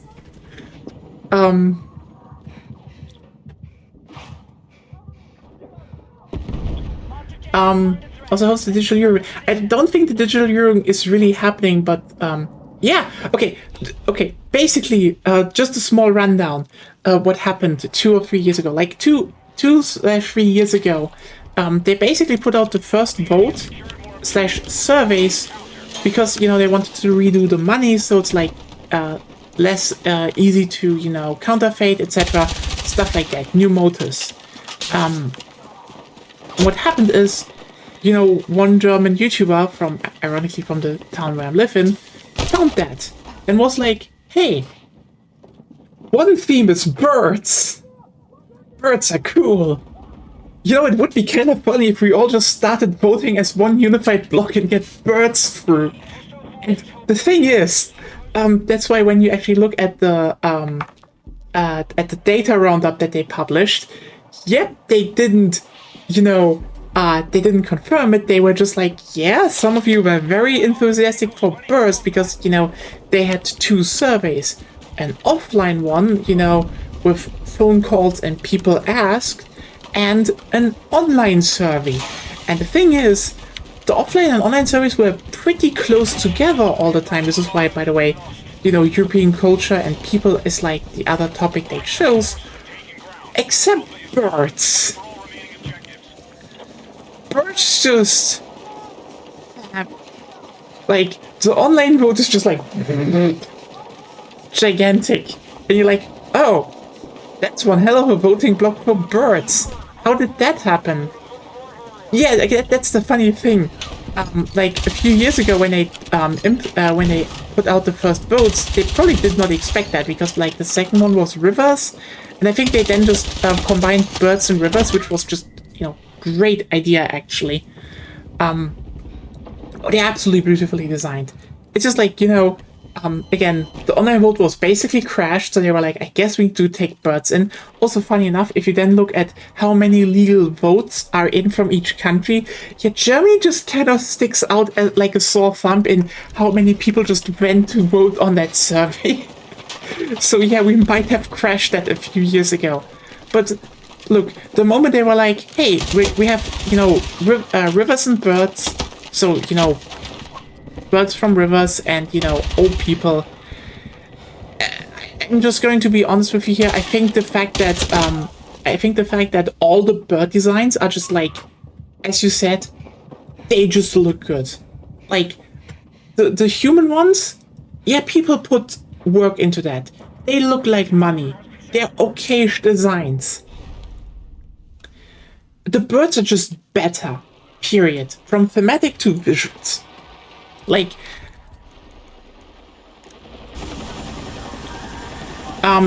if you go and look at like, oh, hey, look, we have birds symbolizing, the freedom to move because, they're not tied to any country. They live where they want. They go in and out of Europe, across borders.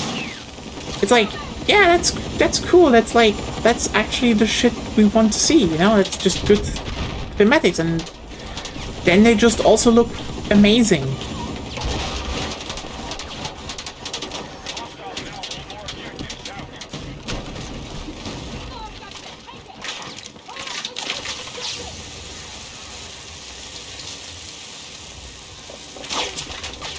But yeah, that's kind of if you wonder. Yeah, there was another call to just have more birds. To everyone vote for birds again, so hopefully we'll be breaking that that vote once more, which would be kind of amazing.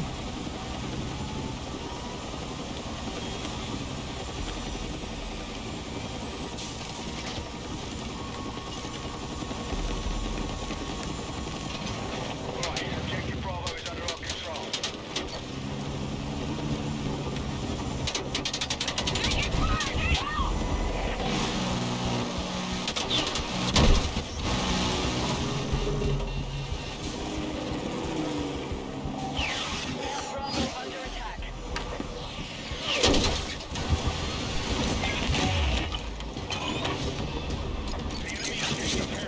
Yeah, I mean, I actually looked up who the you know, the humans are, and like, look, it's kind of interesting to just look at that selection and be like, yeah, this is probably the most quote unquote no worries. This is kind of what a lot of these streams are, you know, aside from Monster Hunter, where we just lock in a little bit more. A lot of yapping, like topics like that. It's just kind of interesting because like I looked up who every one of that was, and it's like I just don't know most of them. Like, you know, oh hey, like if you have things on money, they should represent something. They're like, oh, these represent European history. And like, I get it. You want to have like a widespread from, you know, north to south. Yeah, you know, I look in games where it's important to log in, and this is why I play Battlefield, and you know, on Friday we play Wiki 3, because it's like you can yap more there. And that's nice. Well, not this Friday. This Friday, our Wiki 3 group isn't there. So probably playing Payday 2 if the engine update drops. So that's happening. But yeah, the thing is, like, I looked at them. It's like, yeah, those are probably the best Europeans they could have picked. But like, I didn't know most. Like, I saw Beethoven, I saw Da Vinci. I still knew, like, oh yeah, it's Marie Curie. That's what I knew. Rest? The author of Don Quixote. Like, oh, okay, yeah, I guess that's not a bad choice. And the other one were like someone from education. I mean, I said it before, they should have brought the autistic cat boy onto the cover. But like, I mean, you could argue that Beethoven, you know, is just, you know, was a bit more influential overall than Mozart. But like, you know, this is another paradox I want to point out.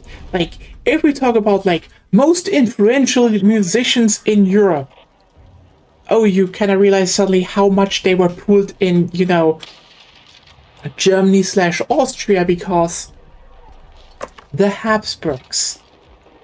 Oops.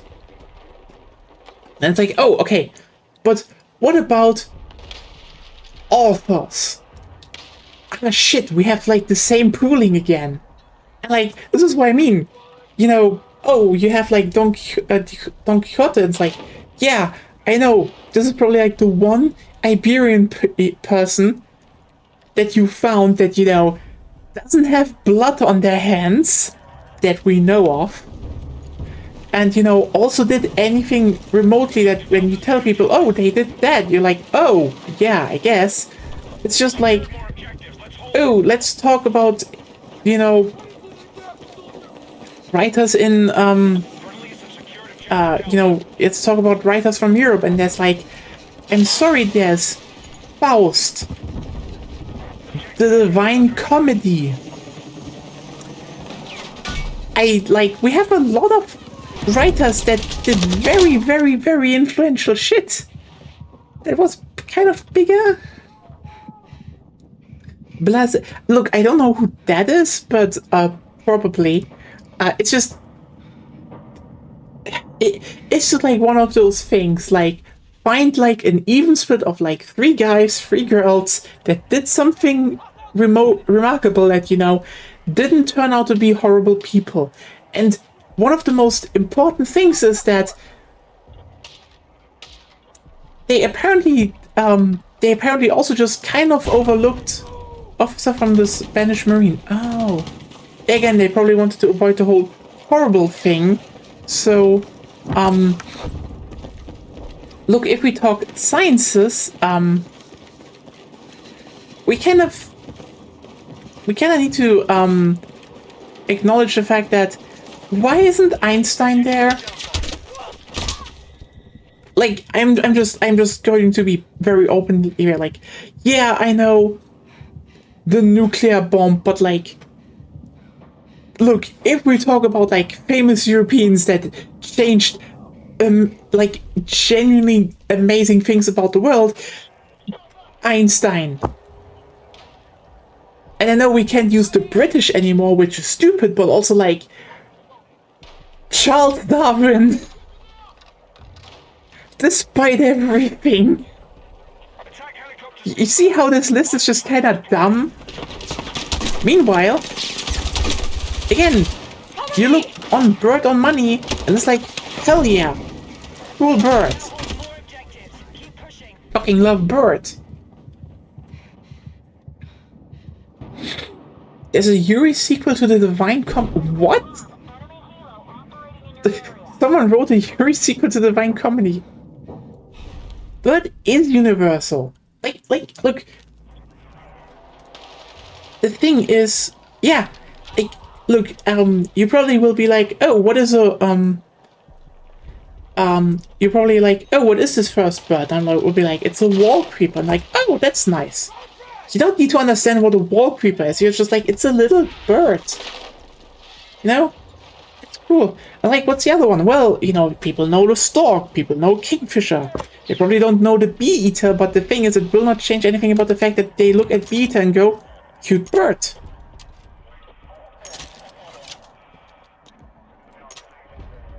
Called Hell Maiden. I don't know that, actually. I think I heard about it, but I don't have it. And I have not played. I don't know if I should play it. How's it called? I'm a bit full right now. I have a big plan, actually. Like, we, you know, gonna finish. How's it called? There's gonna be Ghost Trick on the weekend that we finish up, and afterwards there's Castlevania, so that's gonna be nice. And then afterwards you will be able to vote on the Discord on like basically the indie galore, in which order, because there's like Rain World, Ast Libra, and Pizza Tower, so enough to do there. And then there's still going to be more Ace Combat down the line this year. Ah, neat. It's not even that expensive. Yeah, I have a community Discord. We are invite only because, you know,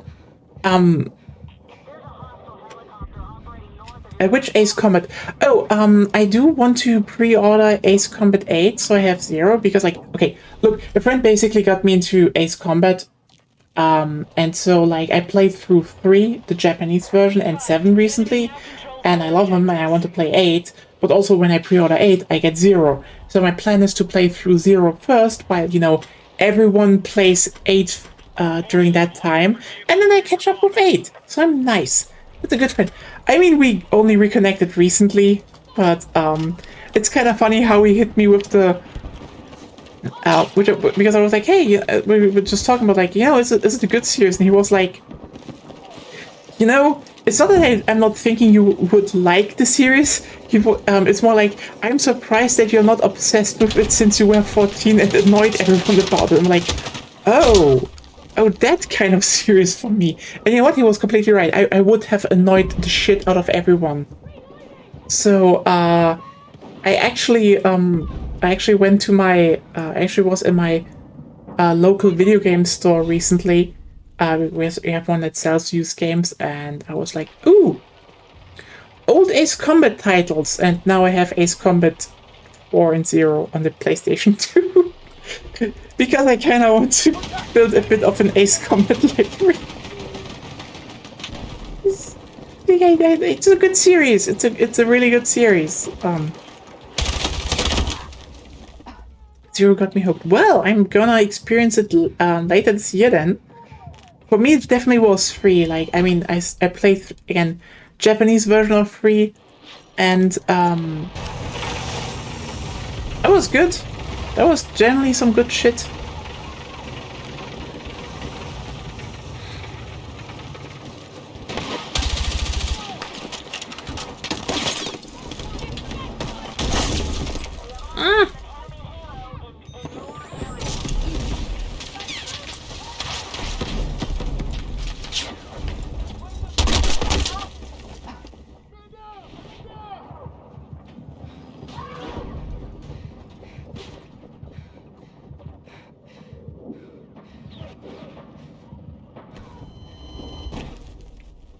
But yeah, there's just a lot of stuff still on the plan. And also, after we finish Portable Third on Wednesday, I at least want to get, because I saw it has like local co-op, I want to play through Zero Ranger with Agonia.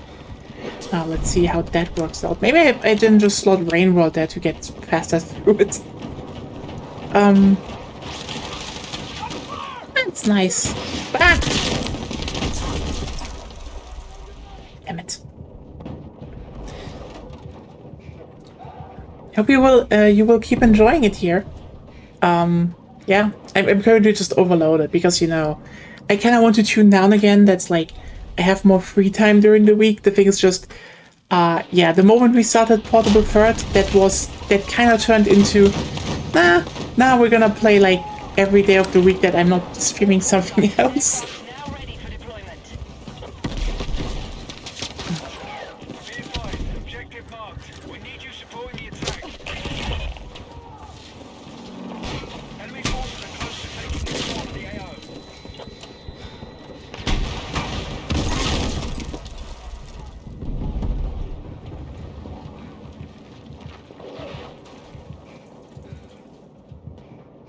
Yeah, I mean, the thing with birds is just like, they're just like, look, you probably don't know if you look at like the 200 euro note that, I don't want you think so. Ah, it makes sense. Yeah, I mean, she said, just feel free to spam, like, fuck it, I guess. Spam away it is.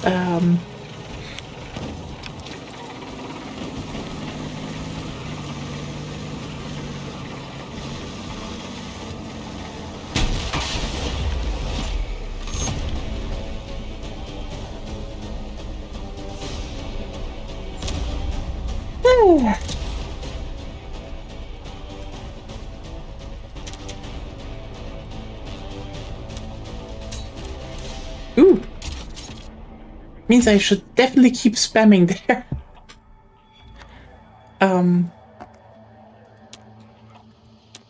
But yeah, I mean, we're also nearing our end here. I honestly have not read them yet. That said, I should probably start getting to writing again. I have like, how many days do I have left in this fucking month? Three nights. That's actually kind of enough. I just kind of have like this personal thing going on currently because like, I was like, I want to write more again. So I kind of like, I'm trying to make like one chapter on a kind of a shitpost story. I say shitpost story. It's probably just, it's just the name. It's just a personal thing, you know. I want to get like one chapter out each month, but I'm just like incredibly deadlocked in my mind this month. So I'm kind of hoping I get some breathing room and inspiration and heat it out in the final days. You know, I'm not making money from that. This is just a personal thing I'm doing. This is just like an extremely personal decision that I try to get one out because like I was like, I just want to train. I just want to train my writing. I especially want to train my smut writing because I'm like, I don't think I'm good enough at writing pornography. So fuck it. Dragon Girl smut once per month. That's my goal. And so far, I managed. Yeah, I think I posted it there as well once, but yeah, it's just something I upload again. It's just a personal dumb idea I tried out and Captain Chrissy, now you have my attention. Wait a second. Wait a second. I think the link should be on should be generally I posted a few times, but like I usually just post them when I, you know, upload something new. But if you want to what's it again? Yeah. If you want to catch up, I can just post the link in the chat right now. That should be doable, I guess. Yeah, I still hope I get through like a whole year with that. And I don't know if I can. It's just I felt like, you know, maybe getting a bit of like a small like vacation at my parents would help, but then I got like screamed at from my nephew all the time, and that didn't help. Like, children. Yeah, I think I have them posted in the community Discord. Again, it's like, we have them invite only. So like, if you write and you know, talk and we know you and like, hey, I would like to join the Discord, you can get an invite, no problem. It's just, I don't want to make this one open because like, usually a lot of spam and shit happens then, and I just want to keep this one more curated, you know, even if it just scrolls very, very slowly. Yeah, that's definitely like a smarter thing to do in my opinion. But here we have it. Hey, if you want to, yeah, if you want to look at it a bit. Oh well. Yeah. Thanks everyone for tuning in. I hope you had fun. Again tomorrow, hopefully more Monster Hunter Portable Threat. With the stone lad slapping. And actually, yeah, Baleful Giginox is happening. I like that. Would you like to get Hell Maiden? Again, I don't know if I will have time for that, but so it sounds cool. I will see if I even have time for that, but yeah, that's a different topic. But I will just say I mean, yeah, all right, but I would need to find you on Steam first. But just that you're like, thanks everyone for tuning in. So hope see you maybe tomorrow for more Monster Hunter Portable Threat, and hopefully, you know, what happened to my nose? Maybe I get shit done. Who knows? So yeah, have a good night and have a good time. Stay safe and healthy. Bye.